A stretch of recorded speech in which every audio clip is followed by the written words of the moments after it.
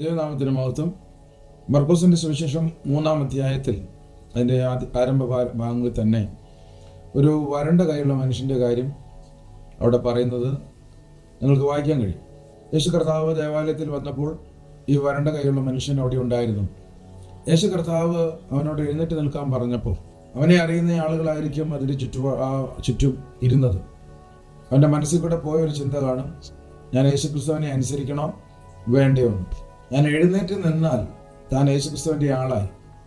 പക്ഷെ ഇവിടെ താൻ എഴുന്നേറ്റ് നിൽക്കുന്നതാണ് കാണുന്നത്. താൻ എഴുന്നേറ്റ് നിൽക്കുമ്പോൾ തീർച്ചയായും ചുറ്റുമുള്ള ആളുകളുടെ എല്ലാ ശ്രദ്ധ അവൻ്റെ മേലായി കാണും. ഞാൻ നിങ്ങളോട് പറയാൻ ആഗ്രഹിക്കുന്ന ഒരു കാര്യം, നിങ്ങൾ ദൈവത്തെ അനുസരിക്കാൻ ഇറങ്ങിത്തിരിച്ചാൽ സകലരും നിങ്ങളെ ശ്രദ്ധിക്കുവാനിടയാകും. പക്ഷെ ഒരു കാര്യം ഉറപ്പാണ്, നിങ്ങൾ ദൈവത്തെ അനുസരിക്കാൻ തയ്യാറായാൽ ദൈവം നിങ്ങളെ അനുഗ്രഹിക്കുന്ന ദൈവമാണ്. ദൈവത്തെ അനുസരിക്കുന്നവരെ അനുഗ്രഹിക്കാൻ മനസ്സുള്ളൊരു ദൈവത്തെയാണ് ഞങ്ങൾ സേവിക്കുന്നത്. ലോകത്തിൽ ഒരുപാട് ദൈവങ്ങളുണ്ട്. ആ ദൈവങ്ങളുടെയൊക്കെ പിന്നാലെ പോയി അവരുടെ ആവശ്യങ്ങളൊക്കെ നിവർത്തിച്ചു കഴിഞ്ഞാൽ ഒരുപക്ഷെ നിങ്ങൾ പ്രതീക്ഷിക്കുന്നതൊക്കെ ചിലപ്പോൾ കിട്ടിയെന്ന് വരാം. പക്ഷേ വേദപുസ്തകത്തിലെ ദൈവത്തിൻ്റെ പ്രത്യേകത, അവനെ അനുസരിക്കുന്നവർക്ക് ഒരു അനുഗ്രഹം വെച്ചിട്ടുണ്ട്. അനുസരിക്കുവാൻ തയ്യാറാകണം എന്നുള്ളതാണ് വേദപുസ്തകത്തിൻ്റെ ഒരു ആവശ്യകത. ഒരുപാട് മനുഷ്യർക്ക് അവരുടെ കാര്യങ്ങൾ നടക്കണം, പക്ഷേ ദൈവത്തെ അനുസരിപ്പാൻ മനസ്സില്ല.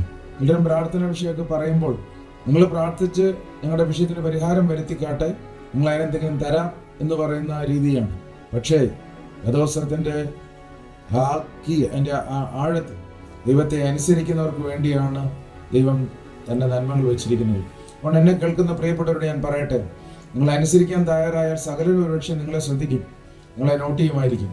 പക്ഷെ നിങ്ങൾ അനുസരിക്കാൻ തയ്യാറായാൽ, കർത്താവ് പറഞ്ഞിട്ട് എഴുന്നേറ്റ് നിൽക്കാൻ തയ്യാറായാൽ, നിങ്ങൾ തല കുനിക്കേണ്ടി വരത്തില്ല, നിങ്ങൾ നിന്നപത്രമായി പോകത്തില്ല. കർത്താവ് നിങ്ങളെ അനുഗ്രഹിക്കും, നിങ്ങളുടെ വിഷയത്തിന് പരിഹാരം വരുത്തും. കർത്താവ് നിങ്ങളെ ഈ വചനങ്ങളാൽ അനുഗ്രഹിക്കുമാറാകട്ടെ. Thank you. God bless you.